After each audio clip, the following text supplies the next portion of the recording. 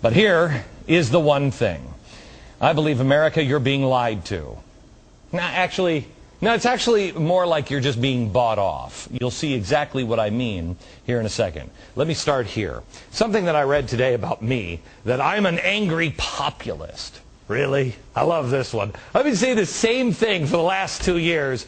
Most of the time, these ideas are the things that have been coming out of my mouth extremely unpopular. You know, like, hey, there's going to be a really bad recession, maybe a depression coming our way, and they're going to nationalize the banks. Everybody 2 years ago, ha ha ha, he's crazy.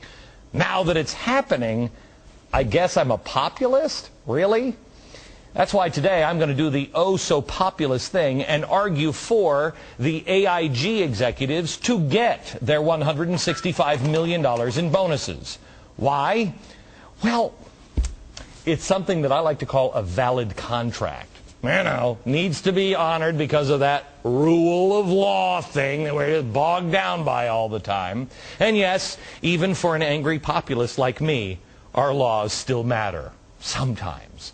Especially those written by Chris Dodd. You know what I was thinking today when I heard that Chris Dodd, I was watching the Fox Business Channel, and they said Chris Dodd was the one who wrote this law. And I thought, isn't he the guy who also is the first out leading the charge against the bonuses? That's weird. It's almost like his poll numbers are slipping.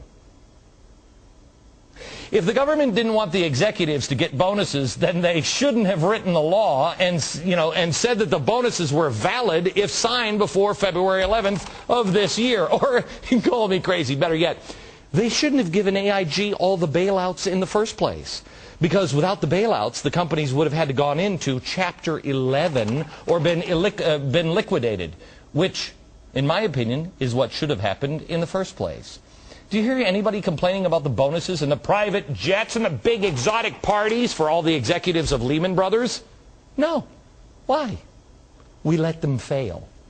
I think this is really just another distraction. This is just coming to the media now for some reason or another. What do people have to gain for the media to focus on AIG and their bonuses? The bonus structure was widely reported over a year ago. The government knew about it. Ben Bernanke at the Fed's been studying how to get out of it for a couple of months now. They're only outraged right now because they're playing the role of an angry populist.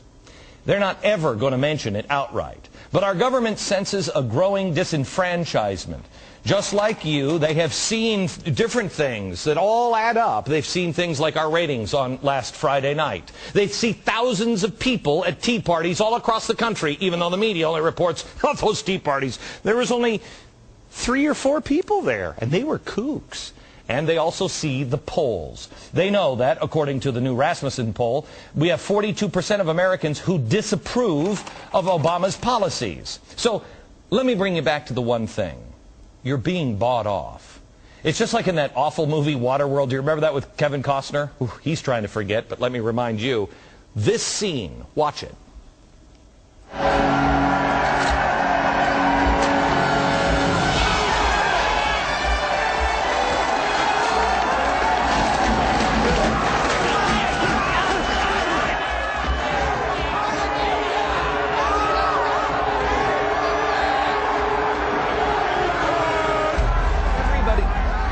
Everybody was really upset. Everybody's screaming. And what do? He offers them smeat and cigarettes. Now, I don't have any smeat, but I did get some cigarettes. Washington right now is yelling and screaming about all of the bonuses. Why? Why is that? Why are they screaming about this? What is the point? Why is Barack Obama on Jay Leno on Thursday night? Cigarettes. Who'd like some cigarettes? America?